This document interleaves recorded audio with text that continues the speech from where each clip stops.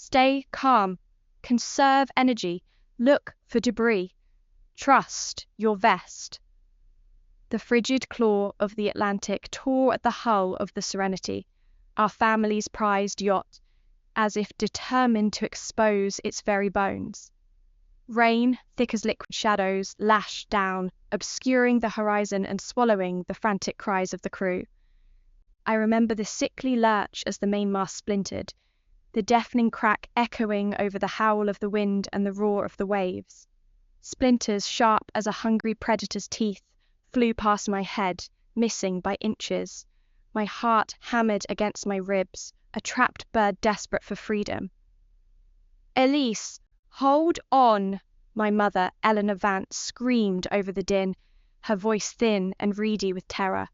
Her hand, usually so soft and manicured, gripped my arm with surprising strength, her nails digging in. Beside her, my father, Arthur Vance, a man whose presence usually commanded rooms, now looked diminished, his perfectly tailored suit soaked and clinging.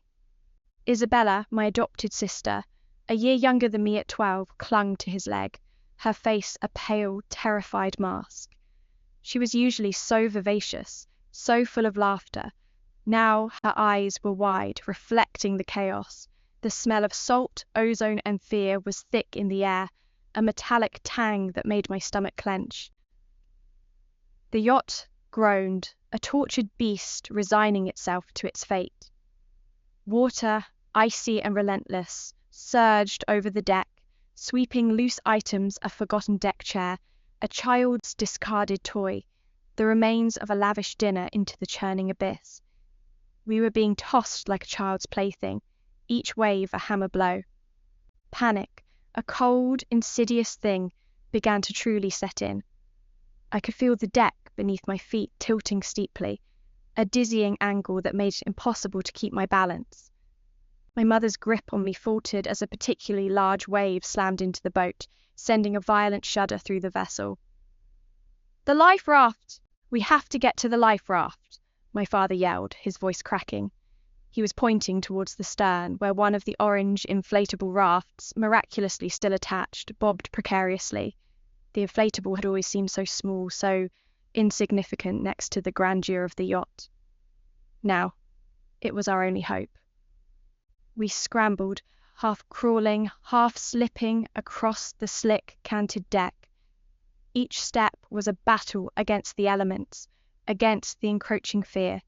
I could feel the cold spray biting at my exposed skin, the wind tearing at my soaked hair, whipping it into my eyes. Isabella stumbled, crying out, and my father scooped her up, holding her tightly to his chest. He was strong, I knew, but he was also aging, and the effort was visible in the strained lines of his face.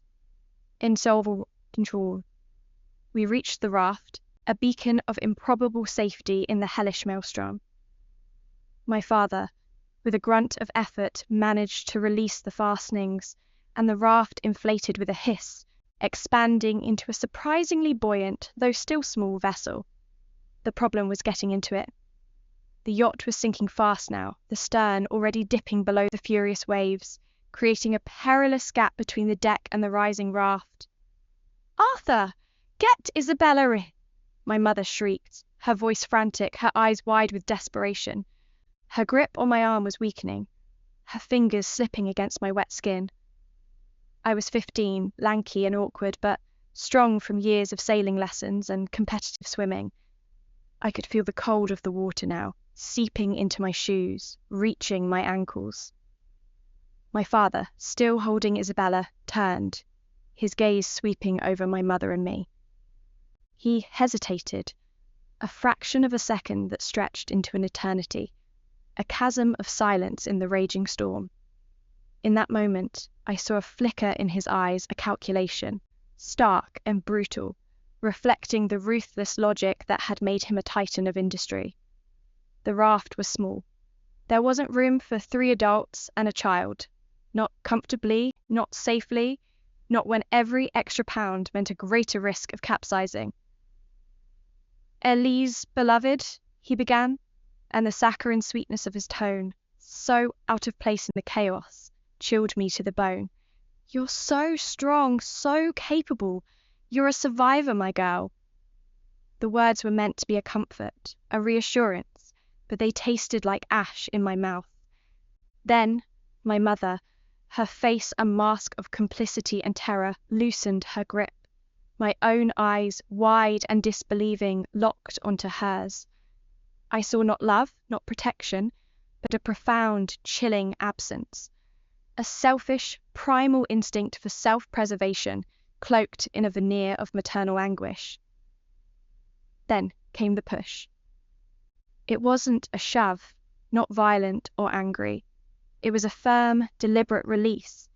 My mother's hands, which had been clutching me, simply let go, pushing me gently, almost regretfully backward. The sudden absence of her support, combined with the extreme tilt of the deck and the relentless pull of the sea, sent me tumbling. I plunged into the icy depths, the shock stealing my breath, seizing my lungs in a burning vice. The world erupted into a maelstrom of frigid water and roaring darkness. For a terrifying moment, I was disoriented, tumbling, lost in the churning maw of the ocean. My open eyes saw nothing but the dark, swirling green, then black. I clawed upwards, my arms flailing, a desperate instinct guiding me. The cold was an electric shock, radiating through my limbs, stealing my strength. The salty water burned my nostrils, invaded my ears, filled my mouth with its bitter taste. When I finally broke the surface, gasping, choking, my vision blurred by seawater, I saw them. My mother, my father, and Isabella, huddled together in the orange life raft, already drifting away from the sinking behemoth of the Serenity. My father had one arm around my mother, the other around Isabella. Their faces, pale with fear, were turned towards me, but their expressions were distant, unreadable in the fading light of the storm. They didn't even reach out a hand. They didn't call my name. The Serenity, our grand yacht, was performing her final agonizing dance. Her bow rose sharply, revealing the dark, barnacle-encrusted underbelly. Then she plunged, a final shuddering groan tearing through the air as the ocean swallowed her whole. The waves closed over her, leaving only a few bubbles and debris to mark her grave. And then there was nothing, only the vast, indifferent ocean and the small, receding speck of the life raft. "No! Papa! Mama!" My voice was shredded by the wind, swallowed by the roar of the waves. It was a futile cry, thin and pathetic in the face of such immense power. They didn't look back. Or perhaps they couldn't, the storm having turned their faces away. Or perhaps they simply chose not to. The thought, cold and sharper than any splinter, burrowed into my chest. They chose her. They let me go. Anger, pure and molten, surged through me, momentarily eclipsing the terror and the freezing cold. It wasn't a childish pique. It was a primal, gut-wrenching fury that tasted of brine and betrayal. I was 15, unloved, and undeniably alone in the middle of a killer storm. The raw, searing pain of that realization was worse than the icy embrace of the sea. I thrashed, not out of panic, but out of a desperate, furious will to survive. My years of swimming lessons, the endless laps in the Vance family's Olympic-sized pool, now served a purpose beyond winning medals. I focused on the debris, anything that floated. A broken wooden crate, a life vest miraculously still buoyant, tossed about like a toy. I kicked, propelled by a desperate blend of rage and ingrained survival instinct, pulling myself towards the vest. My fingers, numb and clumsy, fumbled with the buckles. It was a struggle, a battle against the unrelenting force of the waves, but I finally managed to secure it around my chest. The yellow material looked flimsy, almost comical, but it was salvation. The storm raged for what felt like an eternity, though in truth it was probably only a few more hours of pure, unadulterated hell. Each wave threatened to tear me apart, to pull me under, to smash me against the unseen dangers of the deep. I remembered my sailing instructor's words, drilled into us during hypothetical emergency scenarios. Stay calm, conserve energy, look for debris, trust your vest. I repeated them like a mantra, clinging to them as I clung to consciousness. I saw flashes of lightning that illuminated the terrifying, cavernous troughs of the waves, saw the dark shapes of things I couldn't identify, felt the cold seeping deeper, turning my muscles to lead. Stay calm, conserve energy, look for debris. Trust your... Then, as abruptly as it began, the storm began to abate. The wind lessened its shriek, though it still whistled, a mournful dirge. The waves, though still monumental, lost some of their chaotic fury, becoming more regular, more predictable. The bruised purple-black of the sky slowly gave way to a bruised grey, then a faint, pale orange on the horizon, signalling the dawn. I was still alive. My throat was raw from the salt and the cold. My body ached in every particle, a symphony of pain. My hands and feet felt disconnected, useless lumps of frozen flesh. But my mind was clearer, sharpened by the ordeal. The anger was still there, a simmering cold in my chest, fueling a grim determination. As the morning light strengthened, painting the vast expanse of the ocean in shades of steely grey and dull blue, I spotted it, a dark smudge on the horizon. Land. It was impossibly far, a faint promise in the distance. But it was there. Hope, a fragile, trembling thing, stirred within me. I kicked weakly, conserving my energy, letting the ocean currents do most of the work. Hours blurred into an eternity of bobbing, of fighting against the encroaching lethargy, against this temptation to simply close my eyes and let go. The sun climbed higher, beating down with a surprising intensity, heating the air, but the water still held its icy grip. My skin began to burn, then sting. My lips cracked, my tongue felt like sandpaper. Thirst, a new agonizing torment, began its relentless assault. Then, just as despair threatened to overwhelm me again, I felt it. The unmistakable drag of something solid beneath my feet. Warmth, sand. With a final, desperate burst of energy, I dragged myself out of the water, crawling on hands and knees until I was beyond the reach of the gentle lapping waves. Collapsing onto the sand, I lay there, gasping, my face pressed into the gritty warmth, salty tears mingling with the salt water that streamed down my face. Against all odds, I was alive. The island was a verdant, wild place, pristine and untouched. Its edges were a jagged fringe of dark volcanic rock and blindingly white sand, framed by a dense, tangled jungle that rose sharply inland. The air hummed with exotic insect calls and the faraway cries of unseen birds. It smelled of damp earth, salt, and something sweet and floral, a stark contrast to the metallic tang of fear from the yacht. My body was a wreck, sunburned, scraped, bruised, and aching in every joint. My throat felt like sandpaper from thirst.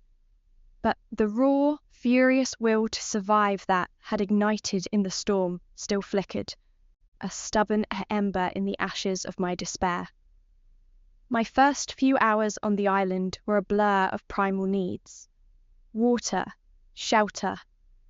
I ripped a large, leathery leaf from a low-hanging plant, cupping it to catch the dew that still clung to the undergrowth, barely enough to wet my parched tongue. My basic survival skills, a strange amalgamation of my father's annual forced camping trips, designed to toughen us up for the real world of corporate warfare, and my own insatiable appetite for adventure novels, kicked in.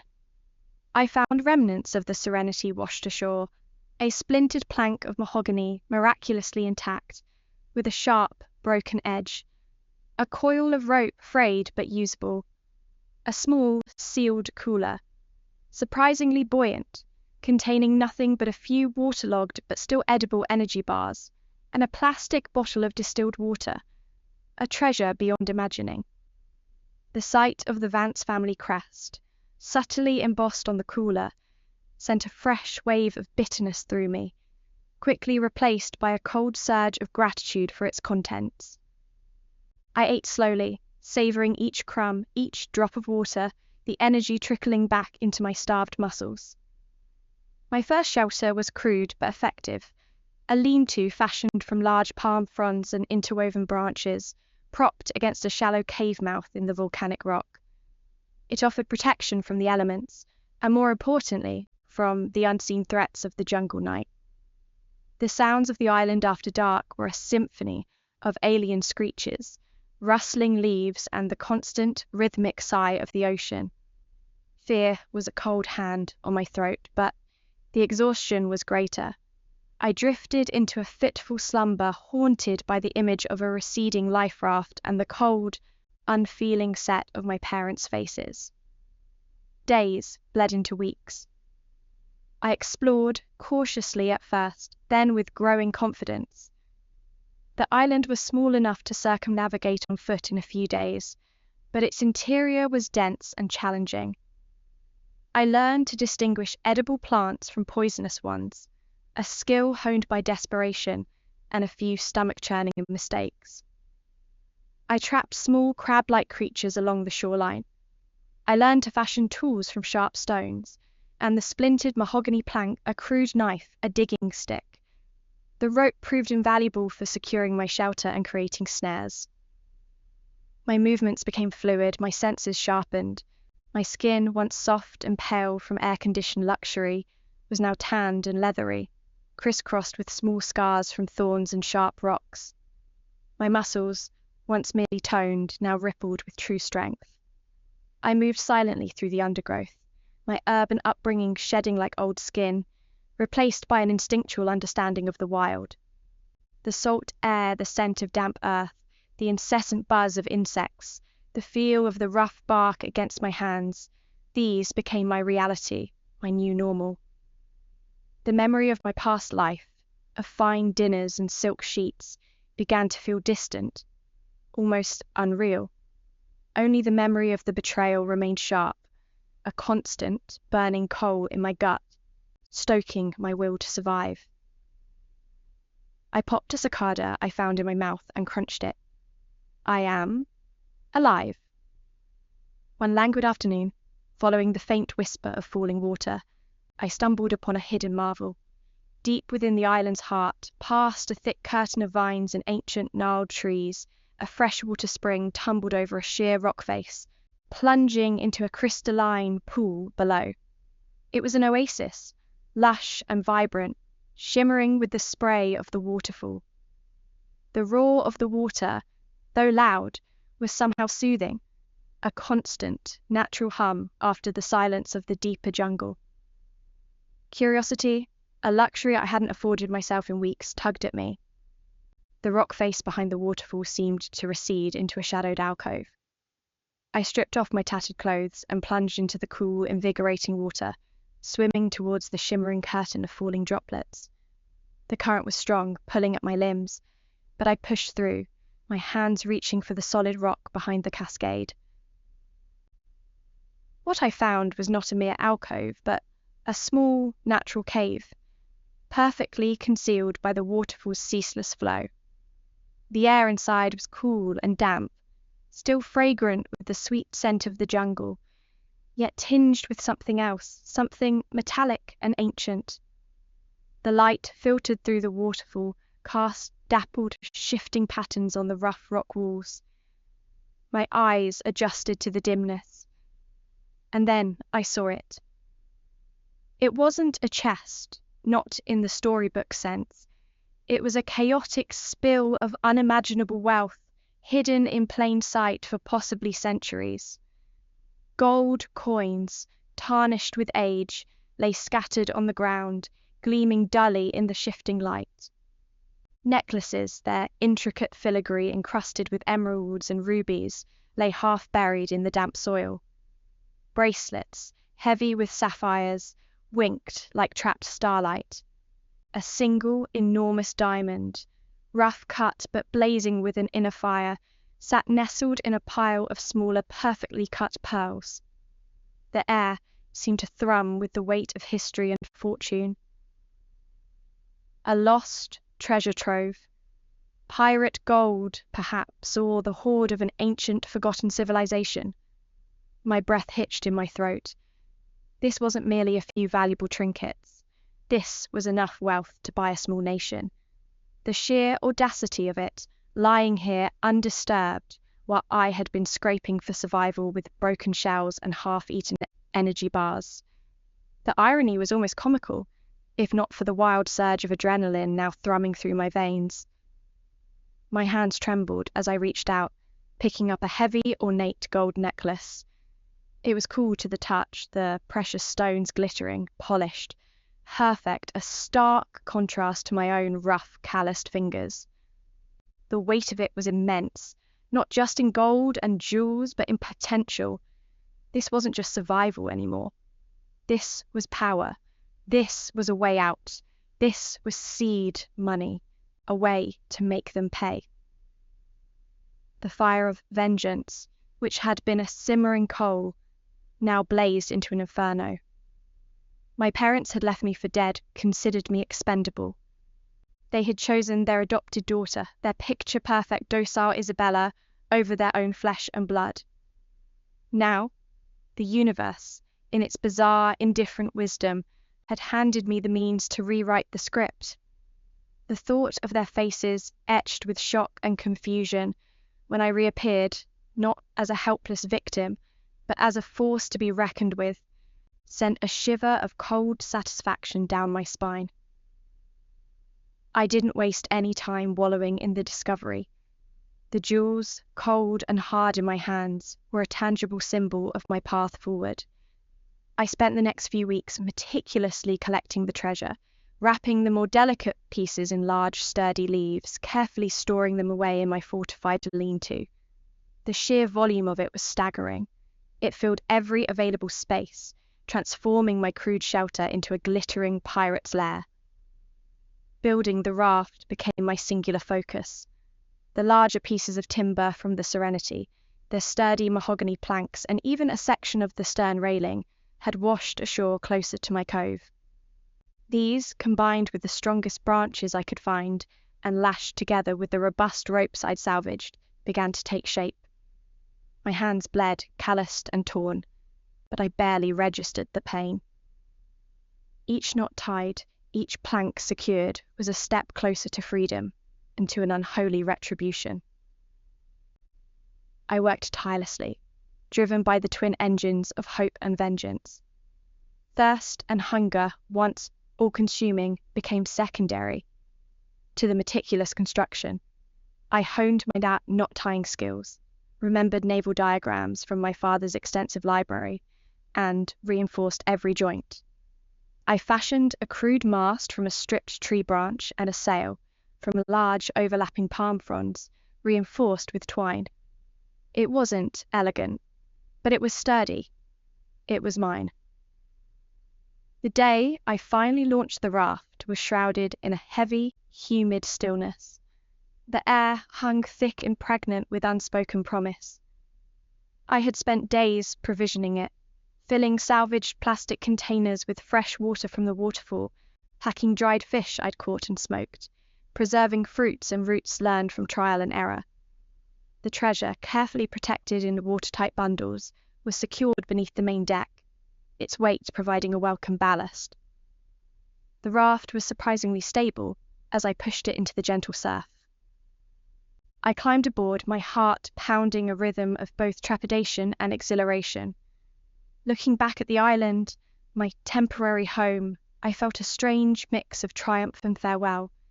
It had been my prison, my training ground, and the catalyst for my transformation. The jungle, now familiar, seemed to whisper its secrets, a silent acknowledgement of my ordeal. The journey at sea was a brutal teacher. The sun, a merciless orb in the sky, baked my skin, and made the water shimmer tantalizingly.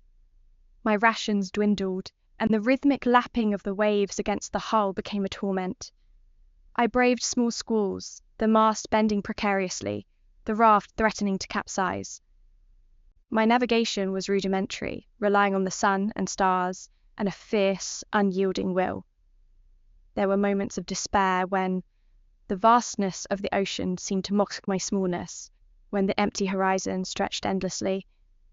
But then I would think of their faces, of the calculated push, and a cold fire would ignite within me, pushing me forward. After what felt like an eternity, weeks, perhaps even months, a speck appeared on the horizon. Not land this time, but smoke. Then the distinct boxy silhouette of a cargo ship. Hope, pure and unadulterated, surged through me, a raw, almost painful emotion after so long. I shrieked, a hoarse, ragged sound, waving my tattered sail and my arms with every ounce of strength I possessed.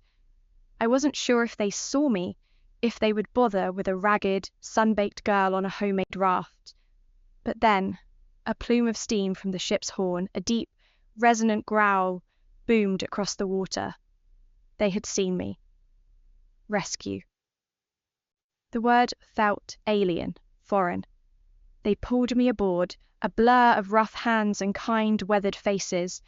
They spoke rapid-fire Portuguese at me, then realizing that didn't work, they shot another foreign language at me, nothing. Then one of them tried French. I knew French, and the connection was made. The smell of diesel and cooked food, so distinct from the island's verdant scent, filled my nostrils and made my eyes water. I was given water, then broth, then a warm, scratchy blanket. The captain, a broad-shouldered man with a gruff voice and gentle eyes, listened to my fragmented, barely coherent story, nodding slowly.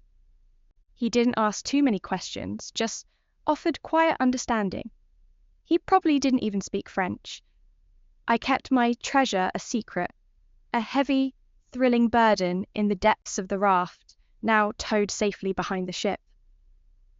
I was taken to the nearest port, a bustling hub alive with the cacophony of commerce and human voices. The concrete under my feet felt jarring after months of sand and earth. The air, thick with the smells of industry and foreign spices, assaulted my senses. The captain had notified the authorities, but I made sure to give them a different name, a different story, meticulously crafting a plausible tale of being a sole survivor from a small yacht, a family friend's vessel, lost in an uncharted storm. My real identity, Elise Vance, had sunk to the bottom of the ocean, along with the memory of the parents who had cast me aside. I was a blank slate, a ghost. My first act was to contact a trustworthy, discreet broker I'd overheard the captain mention, someone who specialized in antique dealing and, more importantly, discretion. The language barrier was challenging, but the universal language of immense wealth bridged all gaps. I showed him a single, perfectly cut sapphire, letting it gleam under the fluorescent lights of his dusty office. His eyes, keen and avaricious, widened. He knew. The sale of the jewels was a complex, clandestine affair, taking weeks of careful appraisal and negotiation, but it yielded an unbelievable fortune. Millions, tens of millions, enough to make the Vance family's already considerable wealth seem like pocket change. I moved with a cold, clear focus, guided by an unseen hand. The money didn't feel real at first, a phantom weight in my newly opened anonymous bank accounts. But the power it represented, that was undeniably real. I didn't return to the Vances, not a chance. My parents thought I was dead, a tragedy of the sea, another story to tell at their exclusive country club. Let them grieve, if they bothered. The thought of their tearful eulogies, their carefully constructed facade of mourning, filled me with a quiet, burning satisfaction. Instead, I used my newfound fortune to forge a new identity, a new life, and a new purpose. I went to London, then to Zurich, then to New York, a ghost flitting between financial hubs. I devoured business books, studied market trends, absorbed every nuance of corporate law. My innate intelligence, honed by the brutal pragmatism of the island, transformed into a sharp, incisive tool. I was ruthless, driven, utterly devoid of sentimentality. Every decision was a calculated move on a grand chessboard. I founded Aegis Holdings, a seemingly innocuous investment firm, though Aegis in my mind meant shield of protection, a defiant symbol against the storms of life and betrayal. My company grew with astonishing speed. I poached the best minds, outmaneuvered competitors, and built an empire from the ground up, brick by meticulously placed brick, all while remaining in the shadows, my face and my past carefully guarded. The Vance Company. Vance Industries, a sprawling conglomerate built on old money, and a reputation for conservative, if somewhat stagnant, investments, was my target. It wasn't just about money. It was about dismantling their legacy, brick by precious brick, just as I was building my own. I observed them, studied their weaknesses and their vulnerabilities. Arthur Vance, my father, had grown complacent, nestled comfortably in his inherited wealth and dwindling innovation. Isabella, I heard through veiled whispers and business journals, was being groomed to take over, her polite smile and charitable endeavours masking a distinct lack of business acumen. Aegis Holdings began to acquire strategic stakes in companies that supplied Vance Industries, then companies that competed with them. My tactics were aggressive, relentless, and perfectly legal. I exploited their reliance on outdated technologies, their bloated overheads, their delayed reactions to market shifts. Each move was precise, surgical. It was a slow, agonizing constriction, an invisible hand tightening around their throat. Rumors started circulating about an unknown aggressive new player in the market, a ghost firm that materialized seemingly out of nowhere, swallowing up smaller companies and creating seismic shifts. No one could trace Aegis Holdings back to its true owner. I was a phantom, an economic force without a face. My operations were global, my influence growing daily, all while the Vances, blind and oblivious, continued their leisurely existence, oblivious to the storm gathering on their own horizon. The collapse didn't happen overnight. It was months in the making, a slow, inevitable descent. I watched, invisible, as their stock prices plummeted, as their deals fell through, as their closest allies abandoned them. I orchestrated strategic leaks, exposing their inefficient practices and questionable investments. I shorted their stock, profiting immensely from their downfall. Each piece of news, each falling number, each worried headline detailing Vance Industries' spiraling decline felt like a sweet balm to my soul. Finally, the day came. The headline screamed, "Vance Industries files for bankruptcy, century-old conglomerate collapses."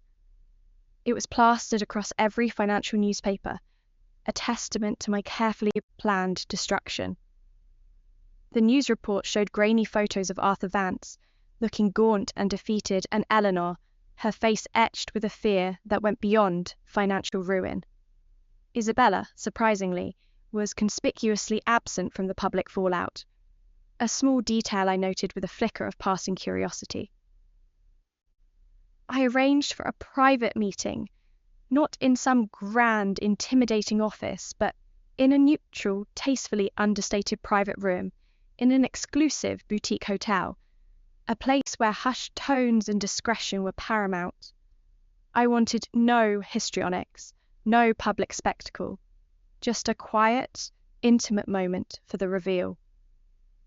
I sat at the head of a long, polished mahogany table, the morning light slicing through the tall windows, illuminating the dust motes dancing in the air. I was impeccably dressed, a tailored suit of charcoal grey, a crisp white shirt, my hair no longer bleached by the sun, pulled back severely. My face was calm, serene, utterly devoid of emotion. My eyes, once wide and vulnerable, were now keen, unblinking, reflecting nothing. The door opened and they walked in, Arthur and Eleanor Vance. They looked older, much older than I remembered. Arthur's shoulders were slumped, his once powerful frame diminished, almost withered. His eyes, once sharp and calculating, were cloudy, haunted by sleepless nights and the recent public humiliation. He clutched a worn leather brief. Eleanor, my mother, looked gaunt, her skin pale, the carefully constructed facade of her beauty cracked and crumbling. Her elegant dress, once a symbol of her status, now hung loosely on her. There was no Isabella, just them. They didn't recognize me, not at first. Why would they?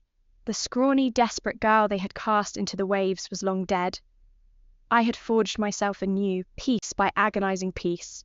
My face was thinner, my jaw sharper, my gaze harder. The softness of youth had been burned away in the sun and salt. "Miss Rossi?"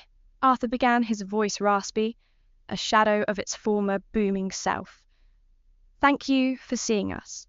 We understand Aegis Holdings has acquired a significant portion of our remaining assets. We hope to appeal for a more favorable restructuring." He held out the brief, his hand trembling slightly. Eleanor stood beside him, her eyes scanning the room, then me, without a spark of recognition. Her face was a mask of desperate pride, attempting to conceal the raw fear that gnawed at her. I didn't take the brief. My gaze remained fixed, unwavering. "There will be no favorable restructuring, Mr.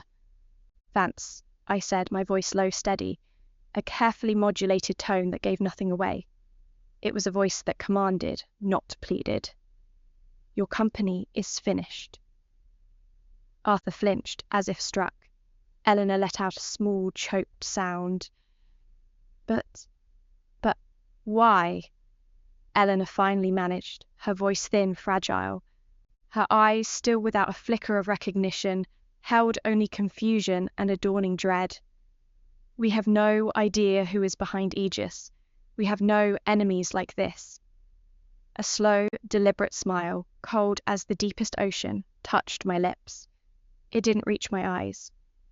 "Don't you, Mrs. Vance?" I rose then, walking slowly around the table, until I stood directly in front of them. The silence in the room stretched, taut and agonizing. Their eyes followed me, bewilderment warring with a growing sense of unease. "Do you remember a storm, years ago?" I continued, my voice still soft, but now with an edge of steel that sliced through the quiet. "A yacht, the Serenity." Arthur's eyes widened, a flicker of something ancient and terrible stirring within their clouded depths. Eleanor gasped, a small, bird-like sound. A tremor ran through her thin frame. Recognition, horrifying and undeniable, was finally dawning. "The night you chose your adopted daughter," I pressed on, my voice rising slightly, cutting through the silence like a finely honed blade, "over your own flesh and blood, the night you pushed your 15-year-old daughter into the raging sea." Arthur took a stumbling step back, his face going ashen, the color draining from his lips. Eleanor's hand flew to her mouth, her eyes fixed on me, now wide with abject horror. The memory, long buried under layers of guilt, self-deception, and probably selective amnesia, had finally surfaced. "Elise," Arthur whispered, his voice barely audible, choked with disbelief and a nascent terror. "Elise, but you're dead. We mourned you." His words trailed off, a pathetic, stammering apology that was too little, too late. "Mourned me?" I roared, kicking my seat over. The noise filled the office like a tidal wave crashing against the shore. "You mourned the inconvenience of a lost daughter, a brief blip in your perfectly curated lives. You let me go. You watched me drown." My voice was still calm, still steady, a terrifying testament to the years of controlled fury. Eleanor began to tremble uncontrollably, tears finally streaming down her face, not of sorrow, but of pure, unadulterated fear. No, no, darling, we thought the raft was small. Isabella, she was so frail. Her excuses, pathetic and transparent, hung in the air, tasting of dust and lies. She was 12, I countered, my voice sharp now, each word a hammer blow. I was 15, capable, strong. But she was the one you preferred, wasn't she? The perfect, docile little adopted pet you could mold. The one who wouldn't challenge your suffocating control. Arthur sank into a nearby chair, his face buried in his hands. A broken man. The titan of industry reduced to a snivelling shell. Eleanor stood frozen, her eyes wide, haunted, her mouth open in a desperate, silent plea. I looked at them, at their shocked, unravelling faces, at the devastation I had so carefully wrought. The years of island exile, the endless struggle with the gnawing hunger and thirst, the cold fear, the searing pain of their betrayal, it all culminated in this moment. The bankruptcy of their company, the shattering of their legacy, the public humiliation, the stripping away of everything they held dear. And in that moment, as I gazed upon the architects of my hell, I searched for it. A flicker of regret, a pang of sympathy, a single fleeting whisper of doubt. But there was nothing. Only a cold, profound satisfaction, as deep and unyielding as the ocean itself. Their haunted faces didn't stir the slightest regret in me. They had made their choice, and I, Elise Vance, had simply ensured they lived long enough to reap the consequences. As for Isabella, well, I hear she's got a new job as a deckhand for a certain captain I owe a little to. I just happened to acquire a stake in his company. The Vances need to pay off their debts somehow, right?